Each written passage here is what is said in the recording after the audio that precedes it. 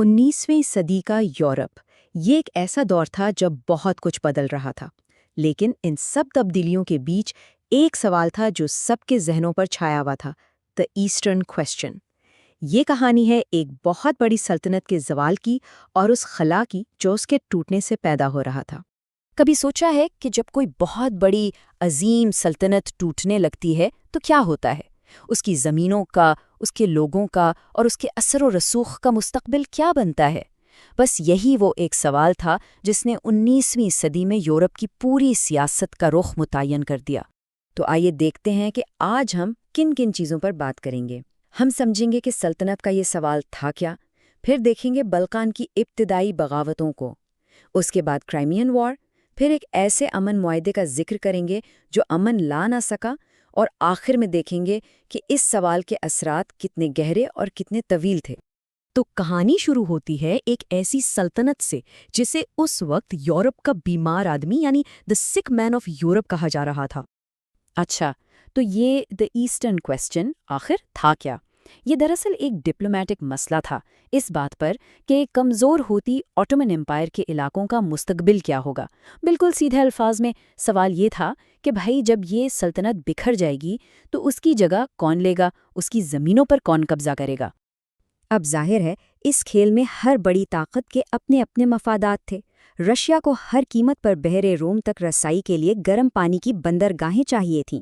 دوسری طرف برٹن اور فرانس تھے جو کسی بھی قیمت پر رشیا کو آگے بڑھنے سے روکنا چاہتے تھے تاکہ ان کے تجارتی راستے محفوظ رہیں اور یورپ میں طاقت کا توازن یعنی بیلنس آف پاور نہ بگڑے۔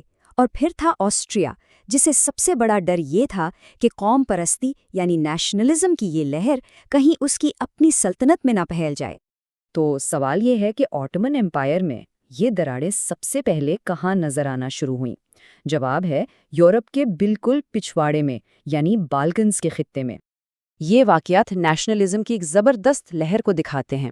سب سے پہلے 1804 میں فرسٹ سربین اپرائزنگ ہوئی، پھر 1821 میں گریک وار آف انڈیپینڈنس کا آغاز ہوا، اور آخر کار 1829 تک آتے آتے بڑی یورپی طاقتوں کی مدد سے یونان نے اپنی آزادی حاصل کر لی۔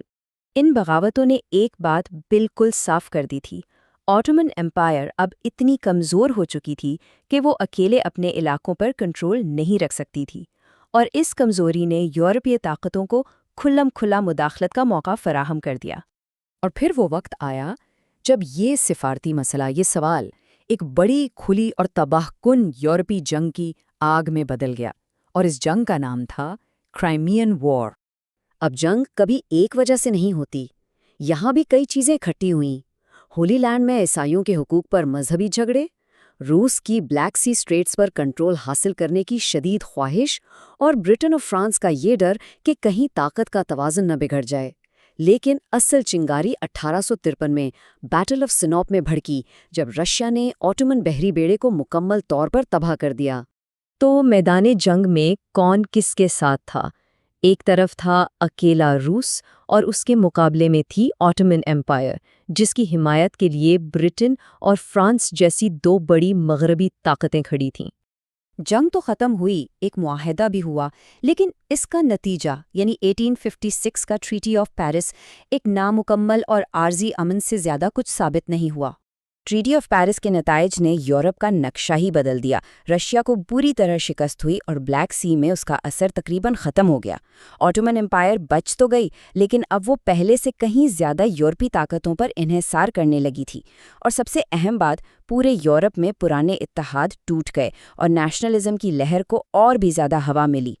جیسا کہ میں نے کہا، ٹریٹی آف پیرس کوئی حتمی حل نہیں تھا، یہ تو بس طوفان سے پہلے کی خاموشی تھی۔ دی ایسٹرن کوسچن کا سایہ ابھی بہت لمبا اور گہرا تھا۔ کیوں؟ کیونکہ جو اصل مسئلہ تھا وہ تو وہیں کا وہیں کھڑا تھا، اور اس کا ثبوت یہ ہے کہ صرف 20 سال بعد ہی 1877 میں انہی مسئلوں پر ایک اور بڑی جنگ چھڑ گئی، روسو ٹرکش وار۔ تو اس پورے مسئلے کے لمبے عرصے میں کیا اثرات ہوئے؟ بہت گہرے۔ اس نے آٹومن امپائر کے زوال کی رفتار کو اور تیز کر دیا، بالکنز میں رشیا اور آسٹریا ہنگری کی دشمنی کو شدید کر دیا، اور بالکنز کا پورا خطہ مستقل عدم استحکام کا شکار ہو گیا۔ اور ہاں، اسی نے آگے چل کر پہلی جنگ عظیم یعنی ورلڈ وار 1 کے اتحادوں کی بنیاد رکھی۔ تو آخر میں ہم یہ کہہ سکتے ہیں کہ دی ایسٹرن کویسچن کوئی ایک بحران نہیں تھا، بلکہ یہ 19ویں صدی کا وہ بار بار اٹھنے والا مسئلہ تھا جس نے یورپی سیاست کی شکل کو ہمیشہ کے لیے بدل کر رکھ دیا۔ اور یہ ہمیں آج کے لیے ایک بہت اہم سوال پر چھوڑ جاتا ہے۔ کیا یہ 19ویں صدی کا ایسٹرن کویسچن ہی تھا جس نے بلکان اور مشرق وسطیٰ میں ان تنازعات کی بنیاد رکھی جن کے اثرات آج بھی ہم اپنی دنیا میں دیکھ رہے ہیں؟